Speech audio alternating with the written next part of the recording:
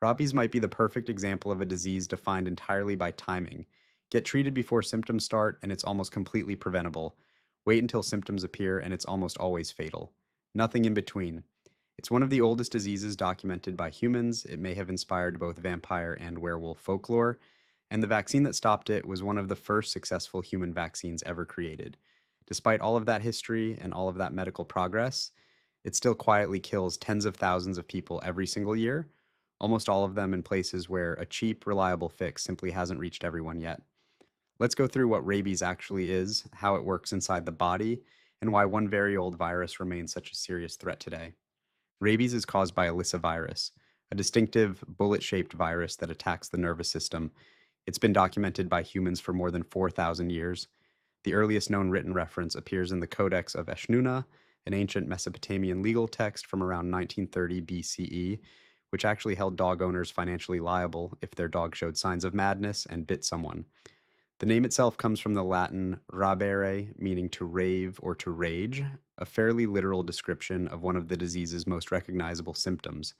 What makes rabies unusual among infectious diseases is just how binary it is. There's essentially no such thing as a mild case once the virus reaches the brain, and almost no risk at all if it's caught in time. Very few diseases are quite this dramatically all or nothing. For most of human history, rabies had no real treatment and virtually no hope of survival, which is likely part of why it left such a lasting cultural mark, possibly influencing legends about werewolves and vampires. The first real scientific clue came in 1804 when researchers demonstrated that the disease could be transmitted through saliva. But everything changed in 1885 when French scientist Louis Pasteur developed the first successful rabies vaccine and used it to treat a 9-year-old boy who had been severely bitten by a rabid dog. The treatment worked, and it remains one of the earliest and most significant successes in the entire history of vaccination. Less than 2 decades later, in 1903, Italian pathologist Adelchi Negri identified distinctive microscopic structures in infected brain tissue, now called Negri bodies, which for decades became the primary way doctors confirmed a rabies diagnosis after death.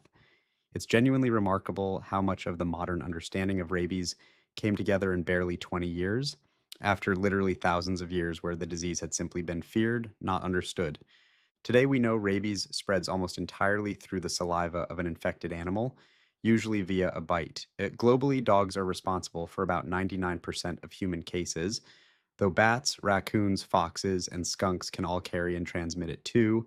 And bad exposures are particularly easy to miss, since even a small, nearly painless scratch can be enough to transmit the virus, which is exactly why health officials in many regions recommend seeking care after any physical contact with a bat, even without an obvious bite mark. Once it enters the body, the virus does something unusual. Rather than spreading quickly through the bloodstream like most viral infections, it travels slowly backward along nerve fibers toward the brain, a method scientists call retrograde transport. That slow patient journey is exactly why the vaccine can still work after a bite. The incubation period typically runs anywhere from a few weeks to several months, giving the immune system time to respond if treatment starts quickly enough.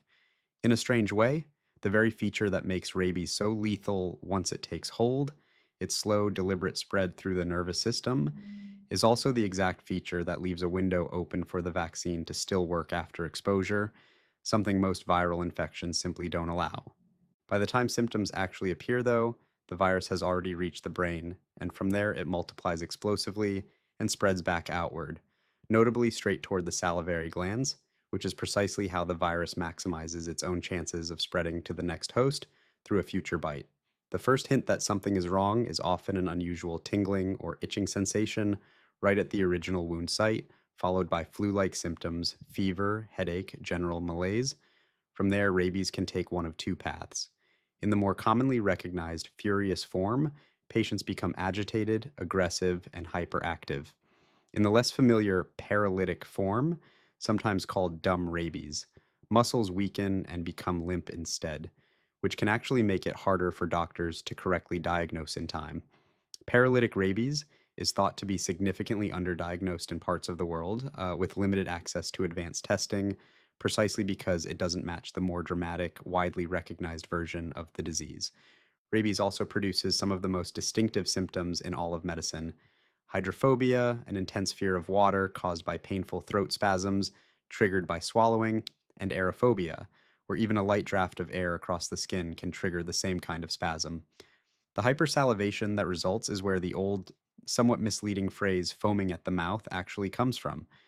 Without treatment, the disease typically progresses to seizures, coma, and fatal respiratory failure. Diagnosing rabies today usually involves testing saliva, skin, or spinal fluid, but once symptoms begin, the case fatality rate is close to 100%, with no dependable cure. There's remarkably one major exception. In 2004, a 15-year-old girl became the first documented person to survive symptomatic rabies without prior vaccination, treated with an experimental approach that became known as the Milwaukee Protocol, essentially placing her in a medically induced coma to protect her brain while her own immune system caught up with the virus. It was a genuine medical breakthrough, but a fragile one. Most later attempts to replicate the same protocol in other patients have not succeeded, and fewer than 50 people in recorded history have ever survived symptomatic rabies without vaccination. Doctors still debate exactly why the protocol worked for her and not for most others. Some researchers suspect she may have been infected with an unusually weak strain of the virus or had an especially strong immune response, rather than the treatment itself being reliably repeatable, which is exactly why modern medicine focuses almost entirely on the period before symptoms start.